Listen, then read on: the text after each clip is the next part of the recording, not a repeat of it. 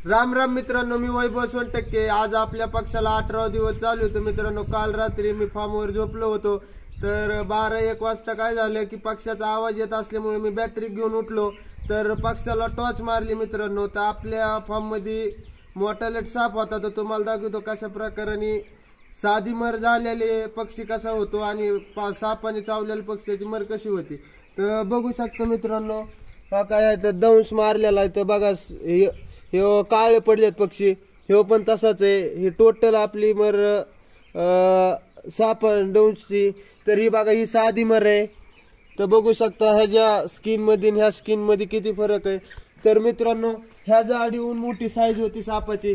तर रात्री आम्ही काट्या मारायला आणल्या होत्या, पण साप काय तवर भेटला नाही। तर मित्रांनो, तुम्हाला बोललो होतो आपण ब्रोटॉन चालू करणार आहेत। तर ब्रोटॉन आपण घेतलेले, ह्याच्यात 200 ml ब्रोटॉन घेतलेले आणि प्रिलिओ 200 ml घेतलेले। तर आपण आपल्या ड्रिंकर मध्ये टाकणार आहे मित्रांनो। तर घ्या आपला पक्षी बघून।